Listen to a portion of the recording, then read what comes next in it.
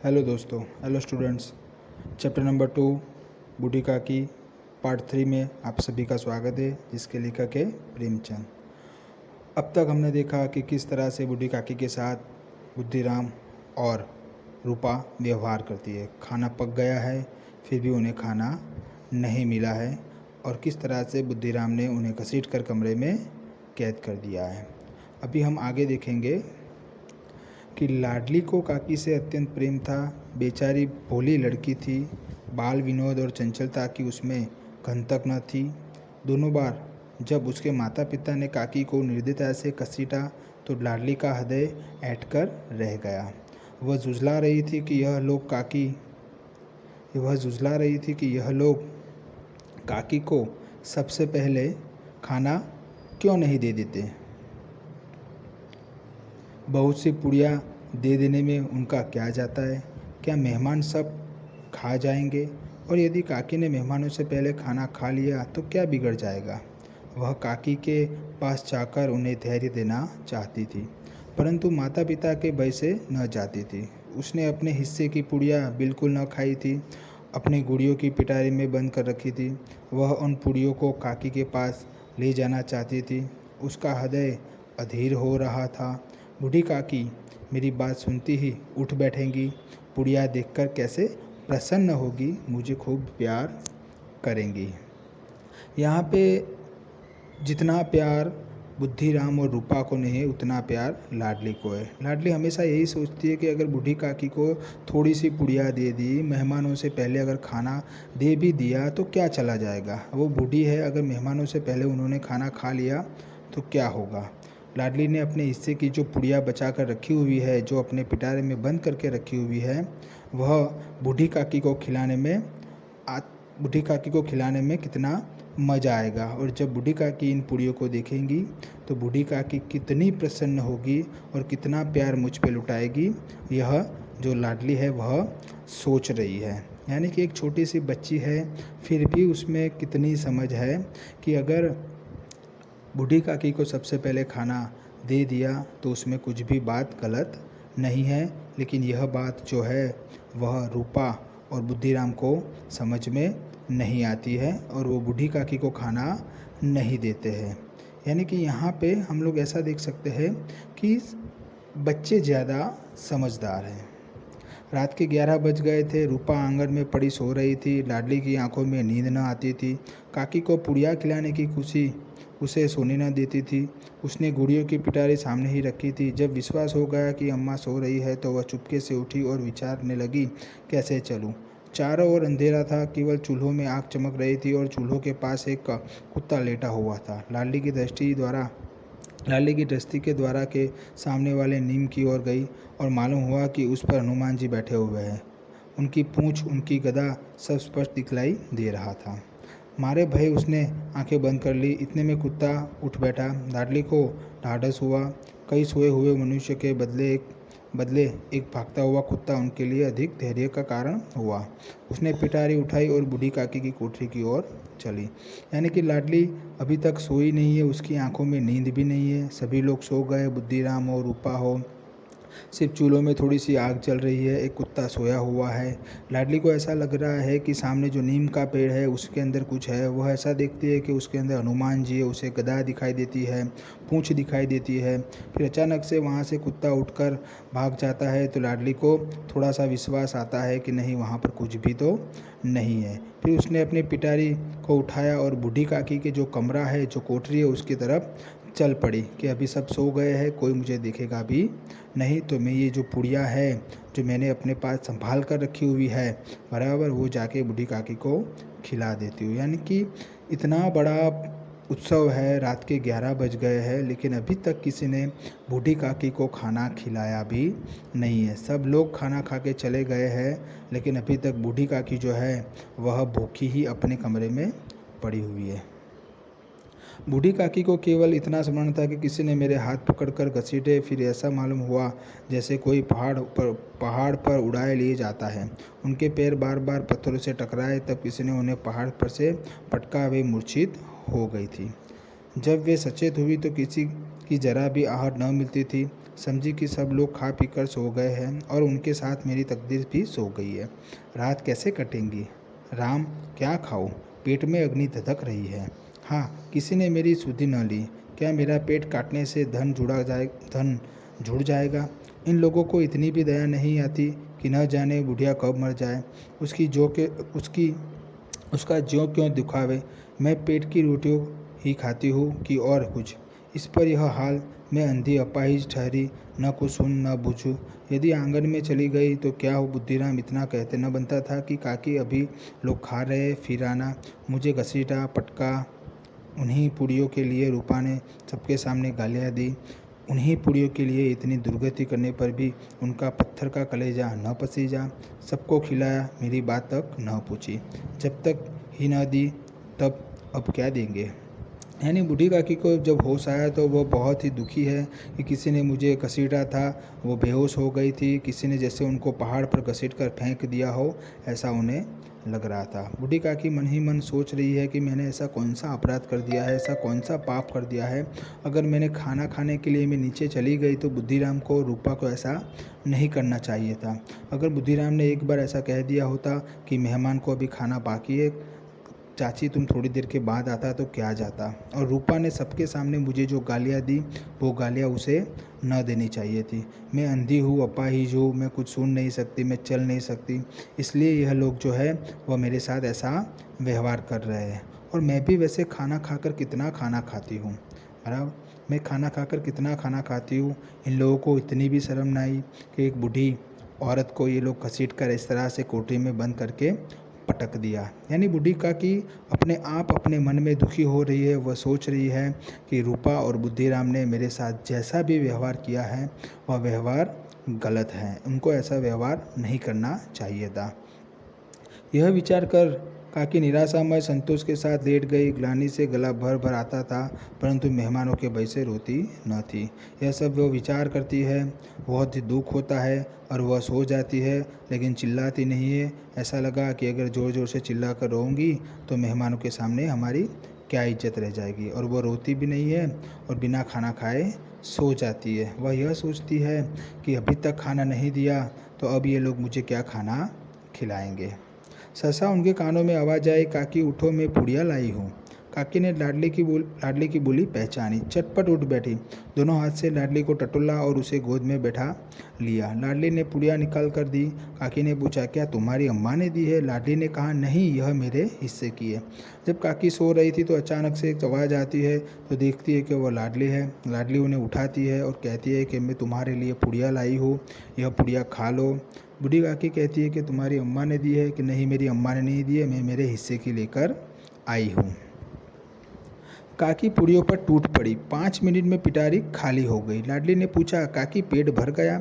और जैसे ही काकी के सामने पुड़िया आई, जो काकी है वह टूट पड़ती है और 5 मिनट में पूरी की पूरी जो पिटारी है लाडली की वो खाली हो जाती है। काकी पेट भर गया? लाडली पूछती है, लेकिन बूढ़ी काकी जवाब देती है, जैसे थोड़ी सी वर्षा ठंडक के स्थान पर और भी गर्मी पैदा कर देती है, उसी भांति इन थोड़ी सी पुड़ियों ने काकी की सुधा और इच्छा को और उत्तेजित कर दिया था।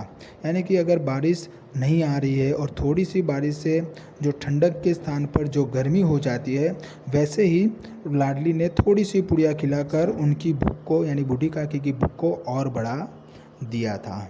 नहीं बेटी, जाकर अम्मा से और मांग लाओ। बूढ़ी काकी कहती है, अभी तो मेरा पेट भी नहीं भरा है, अभी तूने मुझे यह पुड़िया खिला दी, अब तो मुझे और ज़्यादा भूख लगी है, जाके अपनी अम्मा से दूसरी मांग कर ले आओ।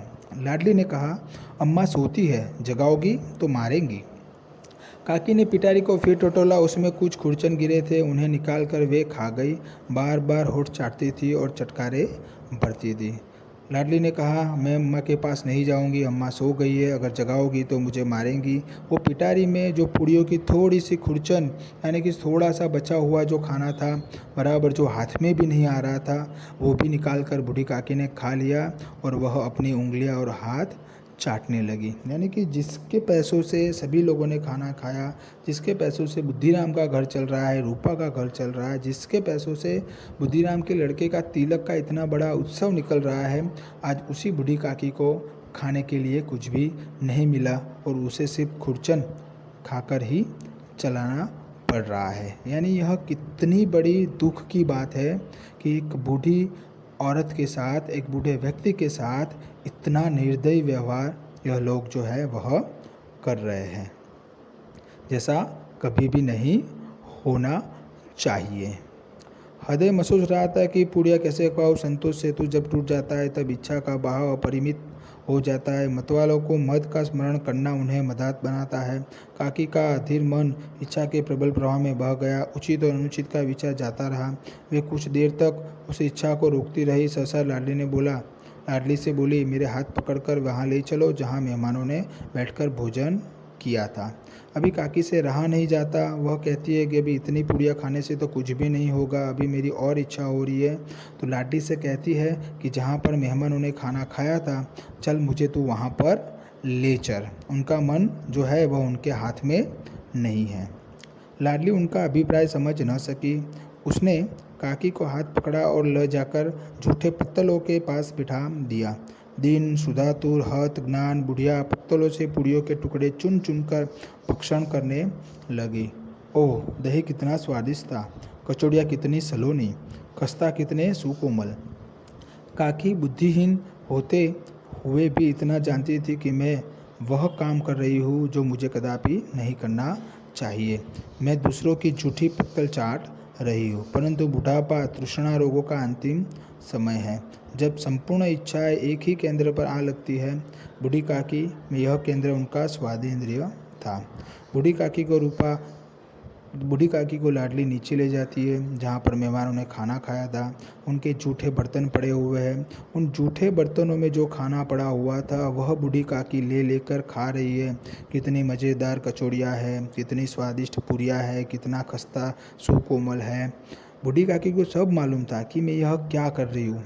मैं यह लोगों का जूठा खाना खा रही हूँ, लेकिन वो करती भी तो क्या करती। उनके अंदर मात्र एक ही इंद्रिय काम कर रही थी और वह थी स्वादेंद्रिय। ठीक उसी समय रूपा की आँख खुली। उसे मालूम हुआ कि लाडली मेरे पास नहीं है। वह चौकी चारपाई के इधर उधर ताकने लगी कि कहीं नीचे से नहीं गिर पड़ी। नीचे तो नहीं गिर पड़ी। उसे वहाँ न पाकर वह उठी तो क्या देखती है कि लाडली जूठे पत्तलों के पास चुपचाप खड़ी है और बूढ़ी काकी पत्तलों पे से पुड़िया के टुकड़े उठा उठा कर खा रही है। रूपा का हृदय सन्न हो गया। किसी गाय की गर्दन पर छुरी चलती देखकर जो अवस्था उसकी होती है वही उस समय उसकी हुई। देखती है रूपा एकदम से जाग जाती है। वह देखती है कि लाडली मेरे पास नहीं है। वो देखती है चारपाई के आजू बाजू में कहीं वो गिर तो नहीं गई। अचानक से उसकी दृष्टि पड़ती है तो रूपा खड़ी हुई है, लाडली खड़ी हुई है और उसके पास बूढ़ी काकी जो है वह जूठे पत्तलों में से लेकर खाना खा रही है। रूपा का हृदय सन्न हो गया। किसी गाय की गर्दन पर छुरी चलते देखकर जो अवस्था उसकी होती है वही उस समय उसकी हुई। एक ब्राह्मणी दूसरे को जूठी पत्तले टोटले, इसमें अधिक शोकमय दृश्य असंभव था। यानी कि एक ब्राह्मणी अगर जूठे पत्तलों में से लेकर खाना खाए, उससे शोकमय दृश्य और कोई भी नहीं है। पुड़ियों के कुछ ग्रासों के लिए उसकी चचेरी सास ऐसा पतित और निकृष्ट कर्म कर रही है। यानी कि थोड़े से खाने के लिए उसकी चचेरी सास यानी उसकी चाची जो बूढ़ी काकी की ही बात कर रही है, ऐसा बुरा और निकृष्ट काम जो किसी को भी नहीं करना चाहिए वह काम आज बूढ़ी काकी कर रही थी। लोगों का जूठा पड़ा हुआ खाना वह खा रही थी। यह वह दृश्य था जिसे देखकर देखने वालों के हृदय कांप उठते हैं। ऐसा प्रतीत होता मानो जमीन रुक गई, आसमान चक्कर खा रहा है, संसार पर कोई विपत्ति आने वाली है। रूपा को क्रोध न आया। शोक के सम्मुख क्रोध कहाँ, करुणा और भय से उसकी आंखें भर आई। रूपा ने यह देखा कि आज ऐसी दशा कि एक इंसान, एक व्यक्ति, एक बूढ़ी औरत किसी का जूठा खाना खा रही है, कितना पाप लगेगा। उसे ऐसा लगा कि जैसे कोई ना कोई मुसीबत आने वाली है। ऐसा काम तो कोई भी नहीं करता है और आज मेरी चचेरी सास इस तरह से जूठा खाना खा रही है। ऐसा लग रहा था कि संसार पर इस वजह से कोई ना कोई आपत्ति आने वाली ही है। रूपा को क्रोध न आया। शोक के सम्मुख शोक के सम्मुख क्रोध कहाँ, करुणा और भय से उसकी आंखें भर आई। इस अधर्म के पाप का भागी कौन है? उसने सच्चे हृदय से गगन मंडल की ओर हाथ उठाकर कहा, परमात्मा मेरे बच्चों पर दया करो, इस अधर्म का दंड मुझे मत दो, नहीं तो मेरा सत्यानाश हो जाएगा। हे परमात्मा, मुझे इसका पाप न लागे, मुझे मेरी पे दया करो, मुझे माफ़ कर दो, वरना मेरा सत्यानाश हो जाएगा। यह जो अधर्म मुझसे हुआ है इसकी माफ़ी मैं परमात्मा से मांग रही हूँ। हे भगवान, मुझे तुम माफ़ करना, वरना तो मेरा और मेरे परिवार का सत्यानाश हो जाएगा। मुझे माफ़ कर दो कि आज हमसे इतना बड़ा पाप हो गया है कि हम लोग एक बूढ़ी काकी को खाना भी नहीं खिला सके। रूपा को अपनी स्वार्थपरता और अन्याय इस प्रकार प्रत्यक्ष रूप में कभी न दिख पड़े थे। वह सोचने लगी, हाय कितनी निर्दयी हूँ, जिसकी संपत्ति से मुझे 200 रुपया वार्षिक आय हो रही है, उसकी यह दुर्गति और मेरे कारण। हे दयाराम भगवान, मुझसे बड़ी भारी चूक हुई है, मुझे क्षमा करो। आज मेरे बेटे का तिलक था, सैकड़ों मनुष्य ने भोजन पाया, मैं उनके इशारों की दासी बनी रही, अपने नाम के लिए सैकड़ों रुपये व्यय कर दिए, परंतु जिसकी बदौलत हजारों रुपये खाए इस उत्सव में भी भरपेट भोजन न दे सकी। केवल इसी कारण तो वह वृद्ध असहाय है। बूढ़ी रूपा को मन ही मन बहुत ही दुख हुआ कि जिसकी वजह से हमें 200 रुपये मिलते हैं और जिसकी वजह से हमारा इतना बड़ा उत्सव निकला, लोगों को मैंने खाना खिलाया, सारे गांव के लोग आकर खाना खा के चले गए, और जिसकी वजह से हमें पैसे मिलते हैं वह बूढ़ी काकी को हम लोगों ने पेट भर भोजन भी नहीं दिया। क्यों? क्योंकि वह वृद्धा है इसलिए। रूपा अपने आप को कोसने लगी, वह दुखी हो गई। वह ऐसा सोचने लगी कि यह हमसे बहुत ही बड़ा अपराध हो गया है कि जिस बूढ़ी काकी के पैसे से हम ये सब कर रहे हैं, उसी बूढ़ी काकी को आज हमने खाना भी नहीं दिया और सारे लोगों की सेवा मैं करती रही, लेकिन इनकी सेवा मैंने नहीं की। रूपा ने दिया जलाया, अपने भंडार के द्वार खोला और एक थाली में संपूर्ण सामग्रियां सजा कर ली और बूढ़ी काकी की ओर चली। रूपा को दया आ जाती है, वह भंडार खोलती है, एक थाली सजाती है, सभी सामग्रियां खाने की उस थाली में परोस कर वो बूढ़ी काकी की ओर चल देती है। आधी रात जा चुकी थी, आकाश पर तारों के थाने सजे हुए थे और उन पर बैठे हुए देवगण स्वर्गीय पदार्थ सजा रहे थे, परंतु उनमें किसी को वह परमानंद प्राप्त न हो सकता था जो बूढ़ी काकी को अपने सम्मुख थाल देखकर हुआ। रूपा ने कंठावरुद्ध स्वर में कहा, काकी उठो, भोजन कर लो, मुझसे आज बड़ी भूल हो गई। उसका बुरा न मानना, परमात्मा से प्रार्थना करो कि वह मेरा अपराध क्षमा कर दे। रूपा जो है वह थाली लेकर बूढ़ी काकी के सामने जाती है। जैसे ही वह थाली बूढ़ी काकी के सामने रखती है तो बूढ़ी काकी बहुत ही खुश हो जाती है। ऐसा आनंद जो देवताओं को भी नहीं होगा, उतना आनंद जो है वो बूढ़ी काकी को आज हुआ था। भोले भोले बच्चों की भांति जो मिठाइयाँ पाकर मार और तिरस्कार सब भूल जाते हैं, बूढ़ी काकी वैसे ही सब भुलाकर बैठी हुई खाना खा रही थी। उनके एक एक रोए से सच्ची सदिच्छाएं निकल रही थी और रूपा बैठी इस स्वर्गीय दृश्य का आनंद ले रही थी। जैसे भूले बच्चों को जब मारते हैं फिर उन्हें मिठाइयाँ देते हैं तो वो सब कुछ भूल जाते हैं, तिरस्कार भी भूल जाते हैं, वैसे ही बूढ़ी काकी आज सब कुछ भूल गई थी और वह जो खाना है वह खा रही थी और रूपा इस दृश्य को एक स्वर्गीय दृश्य की माफक देख रही थी।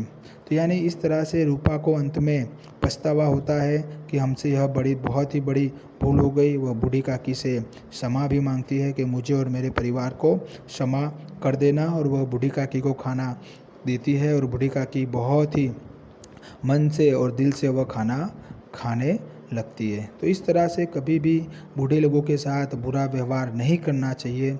यह बात जो है प्रेमचंद ने हमें इस कहानी में बताने का प्रयास किया है। जब व्यक्ति बूढ़ा हो जाए तो उसकी इज्जत और आबरू रखनी चाहिए, उसका ध्यान रखना चाहिए, कभी भी उसे मारना या फिर भूखा नहीं रखना चाहिए। वह हमारे बूढ़े हैं जो है वो हमारे ही माँ बाप है, उनका हमें ध्यान रखना चाहिए, उनके साथ कभी भी बुरा व्यवहार नहीं करना चाहिए, लेकिन नहीं तो भगवान हमें कभी भी माफ़ नहीं करेगा। यानी अपने घर में जो भी बूढ़े व्यक्ति है उनका ध्यान रखो, उनको इज्जत दो, उनको सही तरह से संभाल कर रखो। यह था चैप्टर नंबर 2 बूढ़ी काकी। थैंक यू, नमस्ते।